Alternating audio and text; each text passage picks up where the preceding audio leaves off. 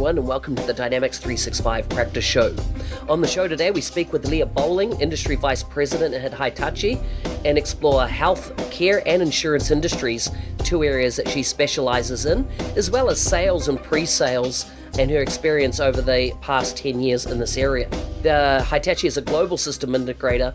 We talk about best practice engaging with Microsoft. But before we begin, let's talk about field service, in particular, the way MapTasker and ISV harnesses all the power of Dynamics 365 field service and then extends it further with their field engineer for Dynamics 365 solution. Built specifically for companies that run field engineers, it allows them to gain access to detailed geospatial data from other internal systems. I especially like the opportunity it creates to bring advanced geospatial data from platforms like Esri, ArcGIS straight into Dynamics 365. Personally, I've done many projects that required Esri integration, and MapTasker would have made that a whole job a lot easier. MapTasker's field engineer for Dynamics 365 not only allows you to access data from platforms like Esri ArcGIS, but also right back into it, completing the cycle of data collection in the field. For more information on integrating Dynamics 365 with advanced geospatial systems, head over to maptasker.com and contact the MapTasker team today for a demo. Now, let's get on with the show. Remember, full show notes can be found at nz365guide.com/118.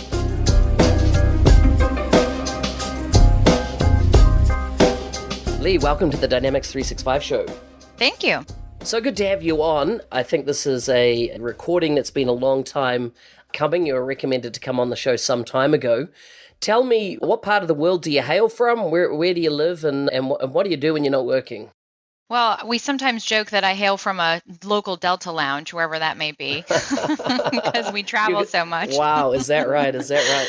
But I'm from New Orleans, born and raised here. I've moved around a little bit, but I'm back home now.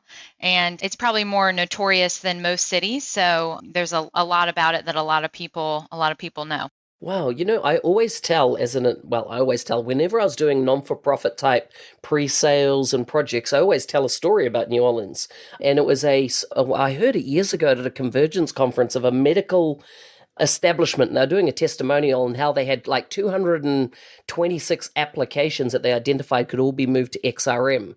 And they were on this journey, 106 of them or 103 of them from memory were all case management systems, and they were progressively migrating them all to the Dynamics platform. And my gosh, that would have been about 10 years ago. That's awesome. Yeah. I'm not aware of that story. I'd love to read up on that. Yeah, I mean, I don't even know who the medical organization was. It was like the chief of staff or somebody like this that was doing the presentation, as a customer presentation. Mm-hmm. And yeah, there's one graphic I actually use out of the slides. And it's a graphic of coffee time and time again, which is just like a bar chart showing all these apps and all the overheads that they produce, all the training, all the, security maintenance around them. And then they said, as each of these end of life, we're moving them all to, back then it was XRM, of course, what we'd call a power platform now.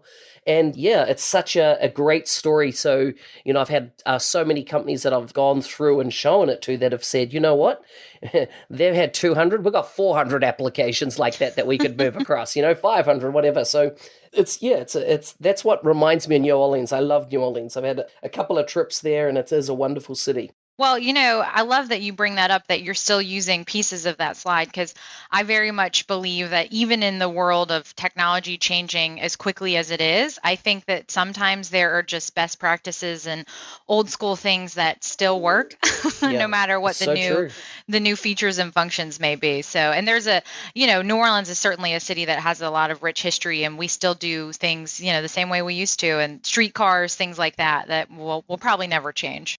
So when you have visitors coming from out of town, what's the common sites that you take them to around New Orleans? And we couldn't mention New Orleans without mentioning the food, of course. Of course. So food's definitely a big one.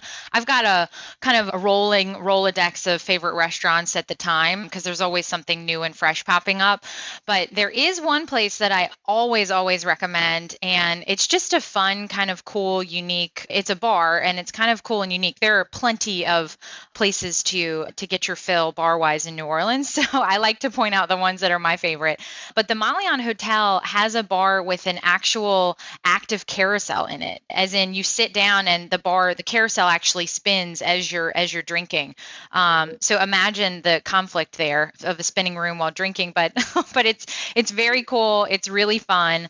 They've got very good, unique cocktails. It's right downtown in the French Quarter, and it's just an interesting kind of unique thing that's been around for forever. And I always recommend the Montleon Hotel, the Carousel Bar. Do they serve the hurricane? They do. You can ask for a hurricane there and get your sugary fill if you like. Yeah. It's funny how like that just popped into my mind, and obviously it was something that I must have had while I was here at one point. So interesting. So when you're not working, what do you get up to? So my husband and I being in New Orleans, we're definitely, I guess you would call us foodies. We love trying new restaurants, trying new wine, trying new food. And we kind of, the city's really our playground for that. And really when we plan trips, as much as I travel, I've got some points lying around that we will use every once in a while. And we kind of plan our trips based on what we're having for breakfast, lunch, and dinner, which is pretty fun. And then I do yoga pretty often to work out to make sure that I can eat more food. Nice. What's some fun facts about the Mississippi I wouldn't know? So they do these cruises on the Mississippi, and I've got a personal connection. The Creole Queen, the riverboat that you can go on to do cruises on the Mississippi River. My dad actually, him and his business partners built that boat and did cruises for a long time. Yeah, so that's kind of a fun little story. And we recently, a couple years ago, actually, he built it before I was even born. But a couple years ago, we went back and took a cruise, and it had been a long time since we'd done that as a family. It was really fun. So good. So tell us about what do you do that you're paid for? Kind of like, what's your job? Who do you work for? That type of thing. Yeah, so I work for Hitachi Solutions. We're a global systems integrator, a global partner, Microsoft focused only. So full Microsoft stack. We have an Azure practice, a Dynamics practice, data science. We cover the full Microsoft stack, an Office 365 practice. So we kind of do everything Microsoft. And so what area do you specifically operate in? So I'm in sales, and I focus really on the insurance and healthcare industry. Those are the industries that are under my purview, and mainly in a sales and marketing role. I meet with clients every day, which I really enjoy, but it's probably close to a traditional sales and marketing role. Mm-hmm. So tell me, how do you go about getting customers to kind of realize the value of the Microsoft stack, if you like? Yeah, so it's a complex stack. There's a lot to offer. And I think really being focused and asking questions first and foremost on, what are their biggest pain points, and then letting us decide what the right tool is for that particular pain point. That's been a very helpful strategy for us because there is so many apps, there's so many features within each app, there's so many options that Microsoft provides, which is great, but it can be overwhelming for a business user. So we usually start that conversation by saying, why don't you tell us what your biggest issues are, totally agnostic of technology, and then let us find the right tool for the job, because we've got a big toolbox. So do you have like any competition though internally then? I've worked in large companies that had, big, let's say, SharePoint practices in the Office 365 space. And of course, I was always very dynamic centric, and a lot of SharePoint folks feel they can build a lot of what we can do in Dynamics. So how do you actually decide? You've understood the client's needs, but then how internally do you decide one tech is over another? Do you have, what's your process? Yeah, so it's funny you bring that up because we do have what we call our modern solutions team. And so they build custom apps on top of Azure. Well, obviously you can do a lot of customizations and even apps with Power Apps. So there's kind of this, this epic battle between the Dynamics team and the modern solutions team. They always want to build custom, and we always want to do Dynamics, and it's kind of a fun discussion. We look at a couple factors. Obviously, time to value is important. And so So if it's a small business need that we can have a solution for pretty quickly with a Power App, and it's just going to be a shorter timeline, then we might look at Power Apps or Dynamics first. Another thing is the particular solution that we're looking for, is it customer facing or partner facing? We usually recommend going more of the custom route or portal route, if you will, when it's customer or partner facing. So that's a pretty easy decision criteria as well. And then budget. Obviously, the client's going to have a problem they need to solve, and they're going to have a bucket of dollars that we can spend, and we want to honor what their appetite is. So we'll discuss those different variables. Usually help us come to a conclusion. And we even do projects where we might say, you know what, let's spin up a Power App first. Let's make sure that we get the features and we're solving the problem, and then maybe start with 10 users or 20 users or 50 users, if you will. And then if everyone kind of says, yeah, this is great, this little appy thing is exactly what we needed, maybe then we go custom with it. So there are kind of variable options within that. You don't have to kind of go with one and then stick with that particular solution. You can pivot after you've decided that you want to maybe graduate a little bit more. So we've got a couple ways to slice that. So where does your new customers come from? So you'd have your traditional customers that you've been working with year over year. Is your role just in New Orleans, or are you operating nationwide in your specific function in insurance and healthcare? Yeah, so in my function, I do oversee all of North America, so Canada and the US. So we've got clients all over the place that I go visit. So hence the miles that I've built up to take some free vacations. I bet. Okay, so in that role then, how are you identifying or how are you onboarding new customers? Are they coming from things like RFI, RFPs, or is it directly from your own organization's marketing efforts, or are they from Microsoft? How does your spread, if you like, come into your funnel? Yeah, so mostly through Microsoft. We're a very close partner of theirs. Obviously, they're our number one partner, and we work really closely with the industry teams at Microsoft. So I work with my counterparts on those teams to make sure that we're doing everything we can to help with the needs that the customers are having. So that's the majority. We do get a lot of clients based on referrals, a lot of big fun clients based on referrals, because we'll have great success with one client and they've got friends in the biz, and so they refer us over to their friends, and so that's a pretty good source of new clients for us as well. And then we do our own account-based marketing. We do have a full marketing team that does account-based marketing too. So we've got a couple streams. And I'd say that in the dynamic space, RFPs are pretty common. So RFIs or RFPs, we see them a good bit. We've got an RFP team that helps with those. So we see those a good bit.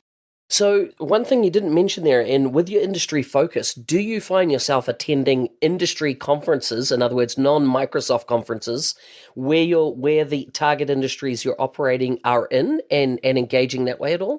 We do. So we participate in HIMSS every year, which is the big healthcare conference. We've had a booth, not had a booth over the years, but we do go to that every year, meet with prospects and clients there, and really get information on the larger marketplace and what's going on, even outside of the tech stack, what's going on in the healthcare market. So that's always a good conference for us. And then we're doing InsurTech, which is more of the P&C insurance technology conference. It'll be in Vegas, so I'll head back to Vegas for another conference this year, which will be fun. But yeah, that's in Vegas, so we'll participate in that. And then on and off throughout the years, we've done IASA, Internet of Insurance is another kind of smaller boutique conference we've participated in. And then we've got some smaller conference speaking sessions that we do. Sometimes we get invited by clients to come and speak with them alongside them, which, yeah, those are my favorite. Those are really fun. So it's obviously, my experience, it's a noisy space, whichever industry you're in. There's plenty of other people outside of Microsoft organization-wise competing. Who are you coming up against as the kind of key players in the insurance and healthcare sector that are from other vendors? Yeah, so we obviously on the dynamic side, the CRM piece, the biggest competitor is Salesforce for sure. They've got a boutique product that sits on top of it by another vendor. That product's called Velocity. And then also there's a lot of niche players. I think within healthcare specifically, there are a lot of players in the space that will help with one very specific, utilization management maybe, or maybe it's going to be, referral management for providers. And they'll have a very small niche solution that does exactly what they need it to do, which has been really interesting to watch because it's kind of, kind of getting back to that point solution methodology, which we used to see. Then when people started moving to platform or enterprise, and we're starting to see point solutions pop back up again and have popularity. So especially in the healthcare space, that's been really interesting to watch that unfold. That is interesting. So how do you compete? Are you saying in that scenario the point solution, I assume, is like 100% fit, probably an off the shelf type solution? How do you then compete with your, no, we're going to come in and customize it to meet exactly your needs? Yeah, so what our philosophy really is, point solutions come with the overhead of managing point solutions. So what ends up happening, and we've had clients who have done this. I've got an example of a large manufacturing client, and they had 13 apps that sat on top of their, kind of baseline core product solution that did all these different things. And they had one technology person dedicated to each app because the app was its own set of technologies, its own set of release cycles. It becomes really cumbersome. So there's a logical strategy behind eliminating point solutions. So that's more of a business strategy conversation of, it's okay to have a few, but do you want to live in a world where now you have an entire staff dedicated to point solutions when those staff members, those resources could be doing other things for you guys, because we could probably rebuild 99.9% of that functionality with a Power App or something like that. Yeah. And so what is if you like, the pushback, what are you seeing from customers around that story? Are they engaging with it, or are they, tending towards the point solution? What's your experience? Well, it's interesting because people are used to point solutions on their personal devices, right? And so they're used to having their banking app and their Uber app or whatever those apps are that just do that one thing. So they do have that perspective sometimes, like, well, I like point solutions. I like my little apps that I have on my phone. My comment back always is, yes, but do you love that your banking app updates once a week and you can't remember your password because everything's Face ID now?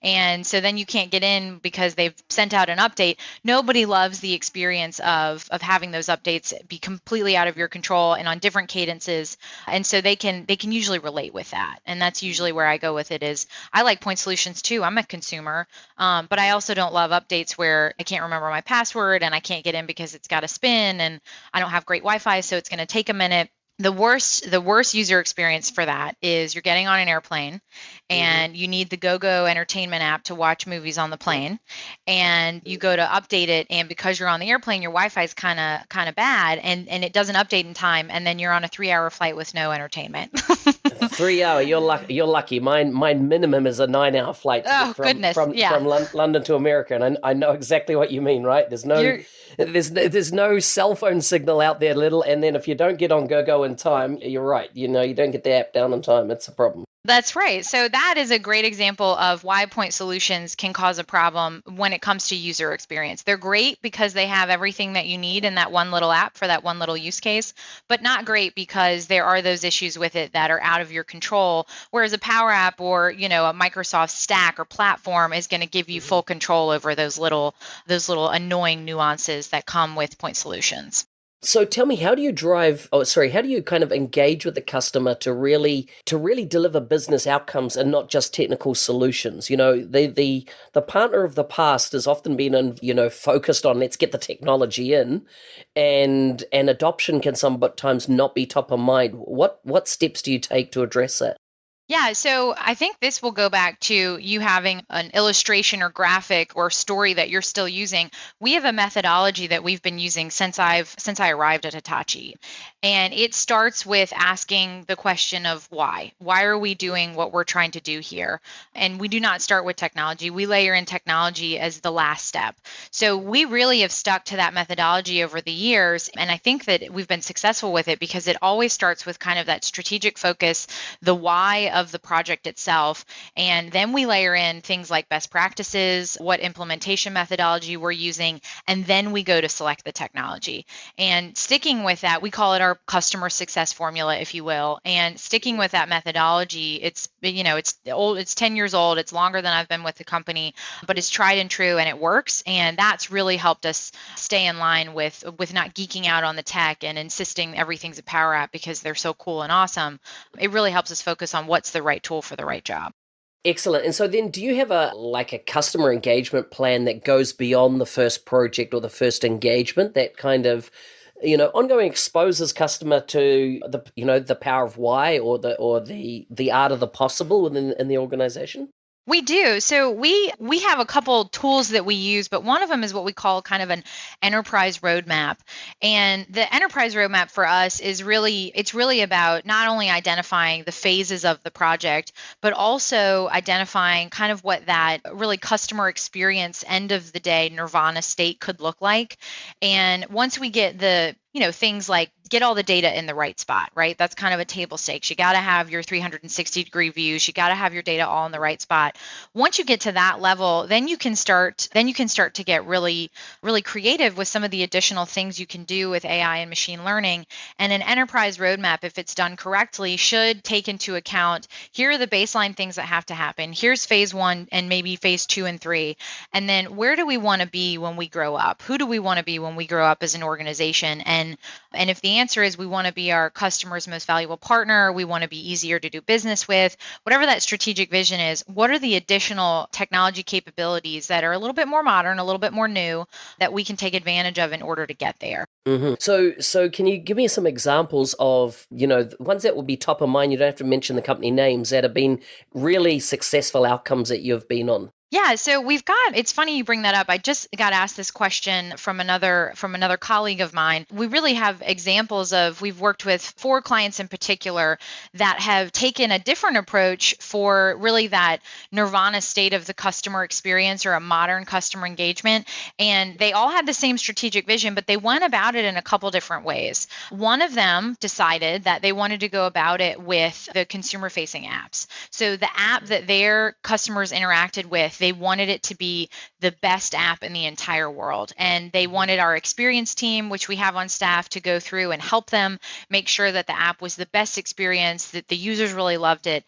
And so that obviously was a custom solution that the underpinnings was Dynamics, all sitting on Azure, and they worked with our experience team to make sure that the app was the absolute best experience that it could possibly be. Kind of another way to look at it is we had another client who took an internal approach. They said, if we're going to be our client's best partner, we're going to have to make sure that our employees know how to treat customers well. And they went to and did a field trip to Disneyland, one of the best and brightest in customer service, right? They're kind of a gold standard when it comes to customer experience and customer service.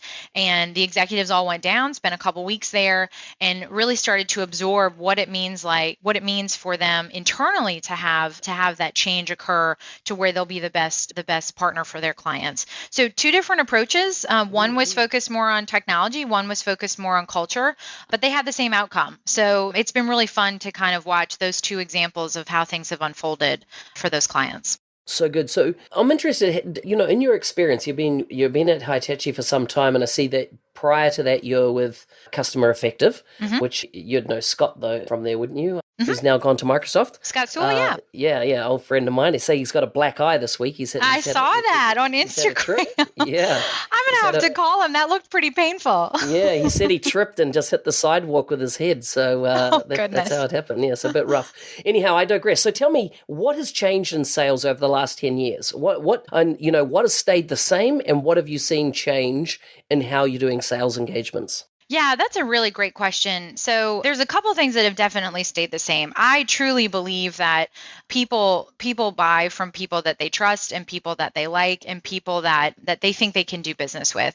We've got a couple baseline principles of the ways that we sell that haven't changed at all. We still tell other customer stories, and to us that really builds trust. We can do what you're asking us to do because we've done it for X, Y, and Z. So we still do a lot of what we call reference-based selling or storytelling. That's never going to go away. We do not, we don't really talk negative about the other products in the marketplace. We think that they're great products. We think that they can be useful, and that they have their own merit. And it's not really necessary for us to take the negatives of those products in order to show the value of Microsoft. So those two principles really have not changed at all. In my opinion, and I'm just one salesperson, what has changed is the access to information about solutions that has made our customers more intelligent buyers. We're not having to explain what certain things are and to explain how things work and to explain methodologies. That information is readily available. Customers are accessing it and using it, and they're coming to the table with a much better grip on what the landscape is like, so that our buyers are more intelligent, which just keeps us more honest. But that really is, to me, is what has shifted the most, is that the information around deployments and technology and all the nuances involved is readily available, and clients are taking advantage of it. Okay, so what part then does social media? We've heard the whole, the social selling and things like that. Do you see that as part and parcel of your daily activity, as in whether you're engaging via social with your customers or understanding your customers better via social? Yeah, so it definitely goes both ways. It certainly helps us understand our clients when an executive or a leader on the team has an interview or writes a little blog post about what's concerning to them, what's exciting to them, where they're going, where their future's headed. We certainly access that information and take advantage of those talking points for sure. So we certainly take advantage of it. What's been really interesting is that, we've had clients say things like, I Googled you, and I Googled your company and I landed on this page or I landed on that page. So we are aware that our brand and our brand presence is important to our prospects and to our clients. And being conscientious of that, our marketing department does a great job of making sure that we have brand awareness and that our clients, when they go to Google us, if you will, or Bing us, I suppose, Microsoft land. No, never say. You can only say that in America because Bing doesn't really work outside of America. We definitely use Google us for sure. But when they go to do that, we want to make sure that they have rich content that they can land on. So it's been fun because that used to not be the case. I used to not hear that from clients, and now I'm hearing that much more frequently. Oh, well, we Googled you and we heard about this story or this client or that client, and so yeah, it's definitely been something that we're conscientious of, and we want to make sure that when they go looking, that they find the right content and that they get their needs met there. Mm-hmm. What part does LinkedIn play in how you engage? So LinkedIn is huge for me personally. I'm constantly consuming different pieces of information on LinkedIn, whether it's job changes or people moving, starting companies and different things like that, or just the articles and the blog posts and the retweets and the different things that people are sharing on LinkedIn can also be really telling and really helpful. I've got some, the Sales Navigator tool. I've got companies that I follow. I've got notifications set up, and I really do use that. I've got a couple different news sources that or information sources that I subscribe to, and I certainly use LinkedIn as one of those. So it's kind of my morning daily digest, if you will, of kind of what's going on out there in the wild, and LinkedIn is definitely a really helpful source of information for me. So do you spend more of your time in, let's call LinkedIn traditional, right? Where, I've currently got your profile up in front of me and I can click a button, go view in Sales Navigator. And then, I would get a different view of your profile from my Sales Navigator point of view. So where do you find you're spending or gaining a market intelligence more? Is it from the vanilla version of LinkedIn or inside your Sales Navigator view? So when I do a company deep dive prior to a first meeting or something of that nature, it's definitely Sales Navigator. But on the daily, because I've got my notifications set up so great, I'm really just a consumer. I really get it in my Outlook inbox is where I read it. And I know that information's coming from the tool, but I'm not necessarily in there blocking and tackling. So that really is an enjoyable experience for me. I don't have to think about it. I don't have to open up another window. I just get that information in my inbox. When it is time, though, to do a deep dive, I'm usually starting in LinkedIn and then launching to Sales Navigator, or starting in our CRM tool and launching to Sales Navigator to really get some, behind the scenes market information about a particular client. Okay, one last question then on LinkedIn. Yeah. It's come out of what you've said. Is that you say you've set up alerts and things? Mhm. As in that's something I don't do. And what do you mean by that? So I've got alerts or automated email set up based on changes or posts or different things. So I'll get in my inbox, I'll get, you're following this company and there was someone changed jobs, or you're following this company and someone posted this thing, so that I don't have to go fishing for that information. It just alerts me based on those things happening. So it's more based on what you're following, auto generates those alerts, right? That's right. Excellent. I've learned something new about LinkedIn today. That is so good. And I teach a lot of people how to use LinkedIn, and it's something that I've not actually used myself. And so I might go out and do that. Okay, so next thing I want to talk about is pre-sales. And Sure. what's your background and experience in pre-sales? So my very early background was I started right out of college, started working at a pharmaceutical company who had a new division they were starting. And that division was a sales division, a fulfillment division of the pharmaceuticals.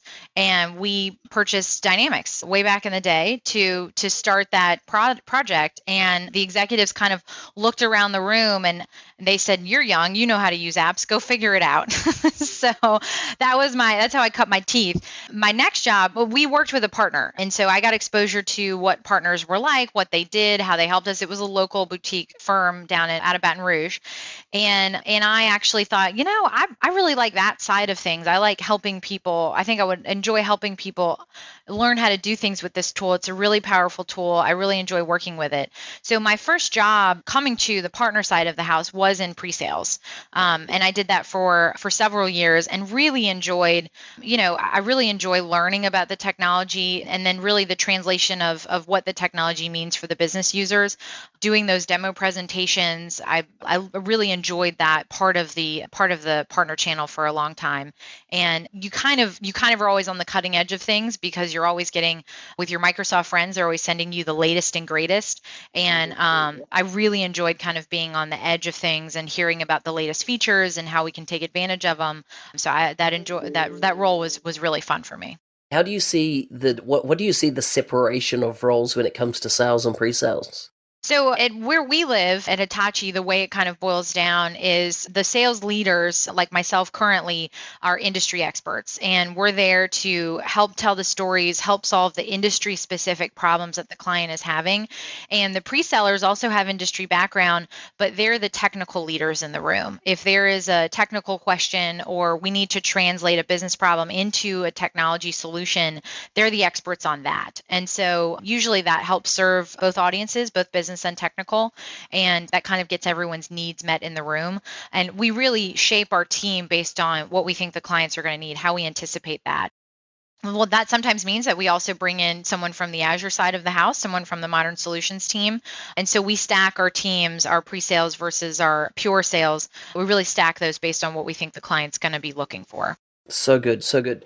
So in your experience, observation, tell me, what do you see as a standout, a pre-sales person? What do they do consistently that impresses you, or really that you've seen effectively move the sale forward? So I always say that you might not win a deal with a great demo, but you could certainly lose one with a bad one. So Oh, I so think true, that so true. I think that a great demo certainly moves the needle and helps you. It's not going to be everything, but it is really important and critical. A bad demo, though, can really leave the potential users, with a bad taste in their mouth. And so I think that it's really important, first and foremost, to make sure that the features and functionality of the presentation make sense, that they're clear, that they're clean, and that everything kind of flows nicely together. So if it's going to be a great, feature function demo, it's got to be storytelling and connected with some sort of scenario. You have to have, in insurance land, I'm a salesperson and I've got, for commercial group sales, let's say I've got an RFP I'm responding to. How do I manage that in SharePoint? What does my opportunity record look like? How do I capture group information? And then, kind of post sales, after we get a quote out to them, we go a couple rounds on that. Then how do we actually implement or onboard that group? And what's my view as a salesperson into the project of onboarding the group, kind of walking them through soup to nuts, a full story of a day in the life, if you will. I think that that's really important to a great feature function demo, that it's kind of layered with storytelling. The other thing that I think is important, that we've got pre-sellers on the team who are just really good at, is the data. it's really fun, and you see customers' eyes light up when the external broker that they're working with at the insurance company is a broker that is one of their top brokers, right? You pick people off of LinkedIn that is the sales professional that they partner with at that brokerage firm, that's the top broker that they know. That's when you really start to see their eyes light up, and that's always fun to have them react that way. I remember one demo where we were trying to show the different types of media you could use with the knowledge base. And so we grabbed a YouTube video that the company had done on wellness. It was a health plan, and embedded it into one of the knowledge base articles. And I mean, they just got a kick out of it. They thought it was the funniest thing. It was this cute little, I think it was like a Michael Jackson thriller video that they'd done about wellness, and they got a kick out of it. And they really enjoy having the data be real to them. I think that's really the fit and finish and polish next level step after you get the base functions and features down and a good story. Layering in relevant data to the client is always excellent. Have you seen multimedia coming into these presentations a lot more? So, everything from video content, maybe video testimonials, and a really seeing the whole pre-sales sales process, when you're in the customer's boardroom doing the presentation, is becoming more of a theatrical type of experience than perhaps it was in the past? I do. I've got a really strong opinion about playing videos with audio in the room. One, against it or for it? I'm against it. I'm very against it. There's a couple reasons why. I completely agree that hearing a customer say their story from their perspective is very powerful. However, the technology challenges with making sure that the audio is right so that it feels like a theater type of video is very difficult. And so unless it's kind of you get in there an hour early, you make sure that the audio is going to be super loud and that everyone in the room is going to be able to hear it. That's usually a challenge because there's, this low audio, the people in the back can't hear it. So I'm usually against that. However, the other types of ways that it becomes more theatrical is we're starting to see more of, two big screens, and one is this kind of persona and one is that type of persona, different types of things coming into the mix like bots. At our customer conference, our pre-sales team did a really fun demo where it was IoT related. And so they had a little toy motorcycle up on stage, and he was using his iPhone to video that toy car or toy motorcycle, and then it was bringing back real data about the engine and the replacement wheels and things like that.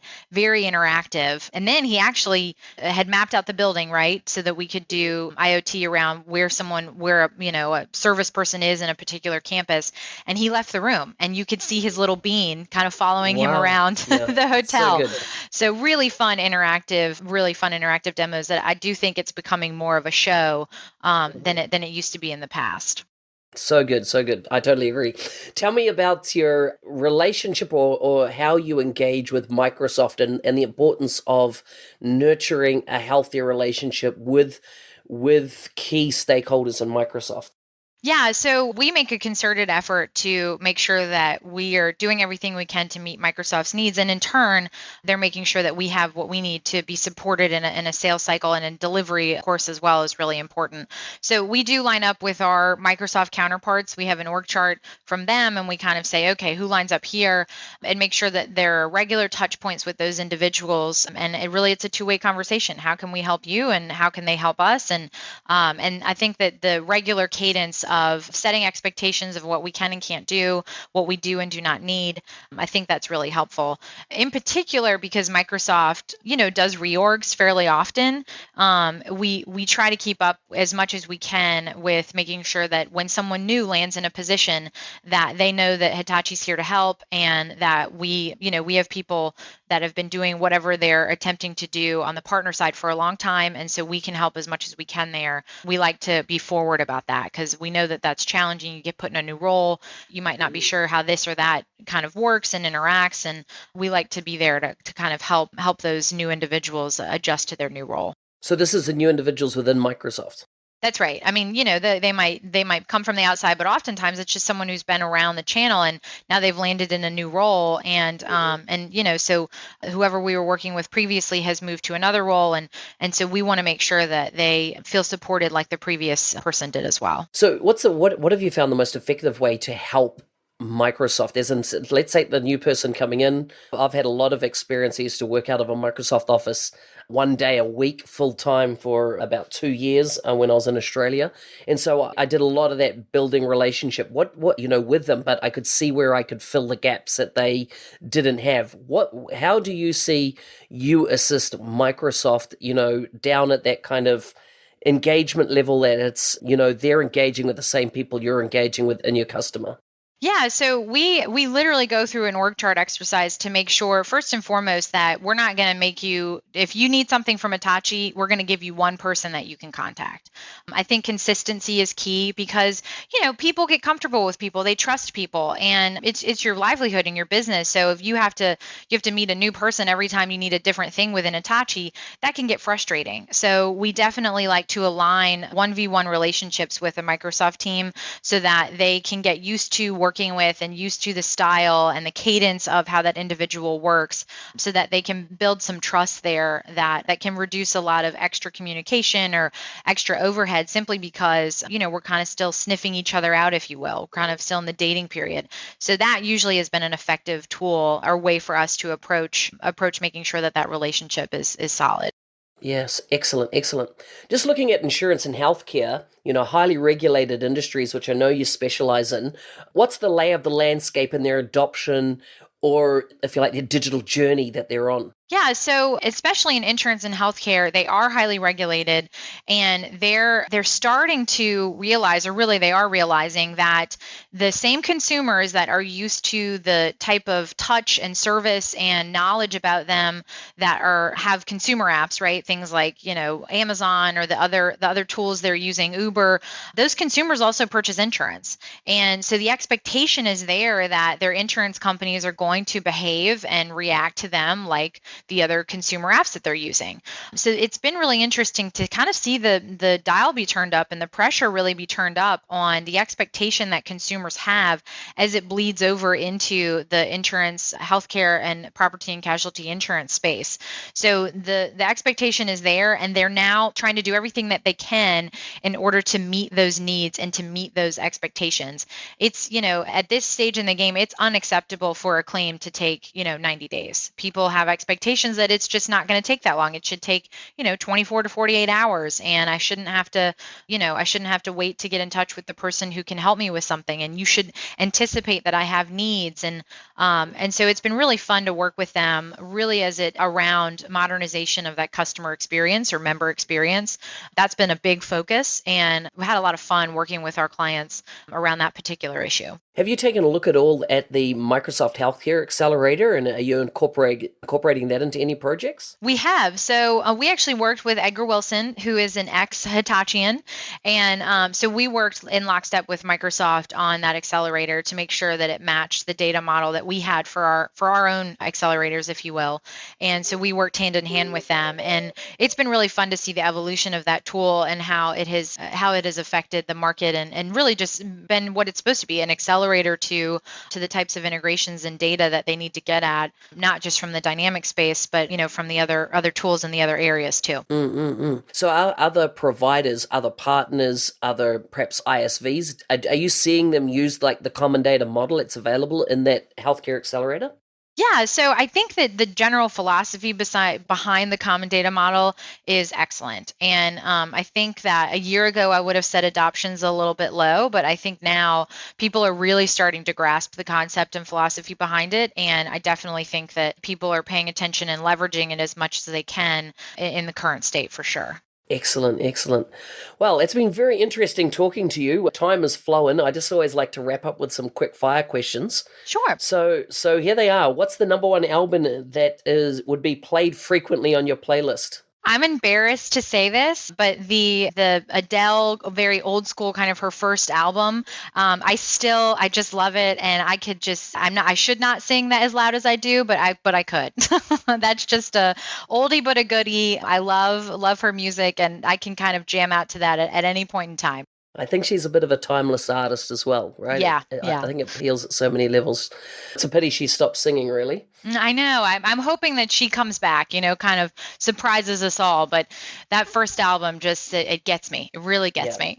yeah, I'm sure she will. What's the one thing that you've always wanted to do and you haven't done yet? So my husband and I are big travel buffs, and neither of us have been to Paris. So we've done Europe, and we really just feel like Paris is a bucket list thing. I want to go to the Eiffel Tower. I want to, eat croissant. Like I want to do all of that. So that's definitely on the bucket list to kind of do the Parisian thing, and I'm hoping I get to do that someday. Are you going to wait till Notre Dame gets rebuilt? I haven't decided if we should wait or kind of go now and experience kind of the middle of that process. Mm-mm. It's interesting, as in I've been through Notre Dame before it burnt down and had the fire. And it struck me as one of these cathedrals that hadn't been as well maintained as a lot of other cathedrals have been across Europe. That was just it seemed quite dark inside. And so I think this might rejuvenate the entire thing. But yeah, Paris is just one of those wonderful, wonderful cities that I think you could go for weeks and really never get bored with it, outside of the common touristy things. Yeah, I'm very much looking forward to planning that trip when it comes. You got to go up Mount Mar, just amazing view over the city as well. It's well worth a visit. When you think of a person being successful, who comes to mind? Like a specific individual? Yeah, maybe. My criteria really, and this was taught to me by a mentor of mine, but you're successful when you make other people be successful. I really believe that. And it's hard to remember and adopt sometimes. Selfishly, you want to advance your own career, you want to do really well. And my first boss at Hitachi, actually, Brad Kuntz, taught me that that's really what success means. If you can turn around and help other people get what they want in their careers and be successful, that's true. That's the type of success that is lasting. And so that's probably him and my dad, I think, are both have that philosophy that's someone that I think when I think of success, I think that's definitely part of it. That's awesome. Do you have any recommendations as a future guest for the podcast? I think so. There is a colleague of mine, Jackie Siemens, who I think you would have a great time with. She's very knowledgeable. She's a consultant, but actually she's got a new role within Hitachi as the executive sponsor intern to our CEO. So she'll have a lot of business insight, and she in particular has done a really good job of integrating kind of the global idea of how consulting firms come together from a global perspective and really melding onshore and offshore teams, and how do you make that work from a culture standpoint. So she should have some really awesome things to discuss. So if you'd like to have her as your next guest, that would be my recommendation. I'd love it if you could make the introduction. It's been a pleasure to have you on the show. If people want to connect with you online, where's the best place for them to do that? LinkedIn is probably the best. My profile is Leah Quartano, and then my married name Bowling. So I think there's a parentheses around Quartano, bowling like the game. But LinkedIn is the best place to connect with me. I check it pretty regularly. Like I said, I get those updates and stuff. So that's the easiest way to connect.